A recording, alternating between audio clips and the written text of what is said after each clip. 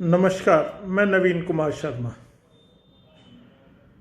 पश्चिम बंगाल में चुनाव परिणामों की घोषणा हो जाने के बाद जिस तरह से हिंसा, आगजनी, सामूहिक बलात्कार, हत्याओं की घटनाएं घटित हो रही थीं, वह देश और दुनिया में किसी से छुपा हुआ नहीं है।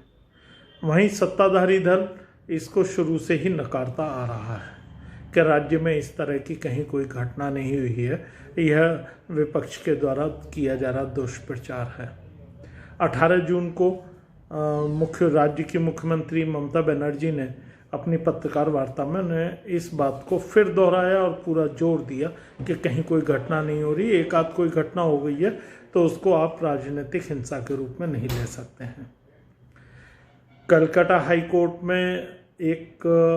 में कई PIL फाइल हो रखी हैं जिस पे सुनवाई चल रही थी। मई में उन्होंने एक स्टेट लीगल सर्विसेज अथॉरिटी के अधीन एक कमेटी का गठन भी किया था, जिसको अपनी रिपोर्ट देने के लिए भी कहा था। कल कलकत्ता हाई कोर्ट ने उस पर अपना निर्णय दिया। वो अभी फाइनल निर्णय नहीं है, लेकिन कल तक की जो सुनवाई हुई है, कल सुनवाई में एक अंतरिम आदेश दिया जिसमें राज्य सरकार को लेकर के उन्होंने बड़ी कठोर टिप्पणियां करी हैं। उन्होंने अपने अलग अलग जो पूरा आदेश है उसमें जो पॉइंट्स दे रखे हैं, यदि हम उन पॉइंट्स पर निगाह दौड़ाएं तो बहुत सारी बातें स्पष्ट हो जाती हैं।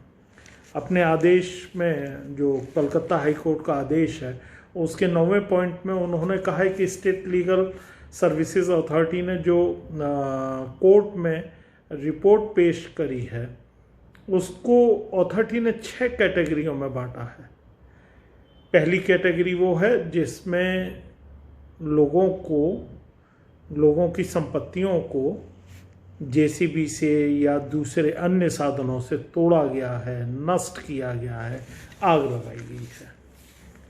दूसरी जो कैटेगरी बनाई है वो कैटेगरी ये है कि उन पर हमला किया गया है, औरतों के साथ बलात्कार हुए हैं, महिलाओं के साथ बलात्कार हुए हैं, उसमें नाबालिग और बुजुर्ग सभी शामिल हैं।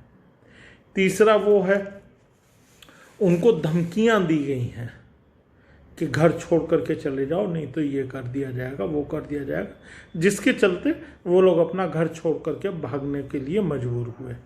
चौथी कैटेगरी वो है जिसमें उनके दुकान व्यापार को जबरदस्ती बंद किया गया है। 5वीं कैटेगरी वो है जो उनकी संपत्तियों पे अनाधिकृत कब्जा कर लिया गया है, यानी कि उनको उनके खेतों पर, उनकी फसलों पर, उनके घरों पर जबरदस्ती कब्जा कर लिया गया है। और 6ठी कैटेगरी वो बनाई है जिसमें उन्होंने फिरौतियां मांगी हैं। और ये सारी चीज़ें अदालत ने अपने उस आदेश में, जो आदेश है उसमें ये बड़ा स्पष्ट रूप से लिखा है कि अथॉरिटी ने ये जो कंप्लेंट्स आई हैं और जो कंप्लेंट्स ये सारी रजिस्टर्ड हुई, आप सोचिए इन विषम परिस्थितियों में जब आदमी इतना भयभीत है कि वो अपनी कंप्लेंट्स भी नहीं भेज रहा है, उस अवस्था में 3243 के आसपास complaints state legal services authority को मिली हैं। और उस अथॉरिटी ने वो रिपोर्ट्स संबंधित जिलों के SP को भेजी, थानों में भेजी, लेकिन उस पर कोई कार्रवाई पुलिस ने नहीं करी। कलकत्ता हाई कोर्ट ने इन सारी बातों को बड़ी गंभीरता से लेते हुए और ये कहा अपने पूरे आदेश में कि राज्य सरकार जिस तरह से काम करना चाह रही है उस तरह से उसकी मनमर्जी नहीं चलने दी जाएगी। पिटिशनर्स एफिडेविट दे रहे हैं, एविडेंस दे रही हैं, उसके साथ साथ जो एविडेंस उन्होंने जो कमेटी बनाई उससे जो एक एविडेंस उनको मिली है थोड़ी बहुत, वो राज्य सरकार के शुरू से इस दावे को खारिज कर रही है कि राज्य में कहीं कोई हिंसा नहीं हुई है। उन्होंने इस बात पर बड़ा आश्चर्य जताया है कि जो राज्य सरकार को जो सख्त कदम उठाने चाहिए थे शांति बहाल करने के लिए, कानून व्यवस्था बनाए रखने के लिए, लोगों में विश्वास पैदा करने के लिए, वो राज्य सरकार ने नहीं किया काम, जिसके चलते राज्य सरकार को बड़ी सख्त हिदायतें दी गई हैं और इन सारी चीज़ों की जांच के लिए कि ये जो कंप्लेंट्स आई हैं इसको NHRC को दी गई हैं। कहा गया है कि ये इनकी जांच करें और जाएं, वहाँ जा कर के देखें और वो एक व्यापक रिपोर्ट दें, एक पूरी डिटेल्ड रिपोर्ट दें कि क्या हो सकता है, क्या समाधान हो सकता है, किस तरह से जो लोग छोड़ करके भाग गए हैं उनका विश्वास बहाल किया जा सकता है, वगैरह वगैरह, ये सारी चीज़ें।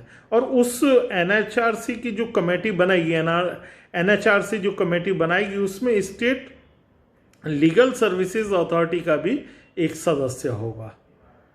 ये सारी चीज़ें यदि देखें और साथ में अंत में जो एक 16वां पॉइंट है उस पर हाईकोर्ट ने बड़ा स्पष्ट रूप से लिखा है कि ये कहने की आवश्यकता नहीं है कि राज्य सरकार को NHRC की इस जांच में पूरे सहयोग करना है, उनको व्यवस्थाएं उपलब्ध करानी है, किसी तरह की कोई बाधा नहीं डालनी है और यदि वो बाधा डालते हैं तो इसे न्यायालय की अवमानना माना जाएगा और उसके अनुसार उनके खिलाफ कार्रवाई की जाएगी। आप ये सोचिए कि 18 जून को राज्य की मुख्यमंत्री प्रेस कॉन्फ्रेंस करके सचिवालय में कहती हैं कि कहीं कोई दुर्घटना नहीं है, कहीं कोई घटना नहीं हुई है, कहीं कोई हिंसा नहीं हुई है और ये जितना कुछ है ये दुष्प्रचार है। एक आध दो कहीं घटना हुई है उसको लेकर के उसे राजनीतिक हिंसा के रूप में हम नहीं कह सकते हैं। इस तरह का दावा राज्य के मुख्यमंत्री कर रही हैं। आप देखें ये कितना शर्मनाक है कि संवैधानिक पद की शपथ लिया हुआ व्यक्ति राज्य के नागरिकों के साथ साथ पूरे देश को गुमराह कर रहा है। उनके पास कहीं सबूत नहीं है। बराबर, चूंकि मैंने कार्रवाई सुनी देखी, उसमें एडवोकेट जनरल ये कहते हैं जो पिछली सुनवाई हुई थी कि ये जो हैं लोग पुलिस के पास नहीं गए होंगे। किस तरह का आर्गुमेंट, डायलॉग कोर्ट रूम में दिया जा रहा है। इस तरह से प्रश्न खड़ा किया जा रहा है कि ये लोग राजनीतिक दल से जुड़े हुए हैं।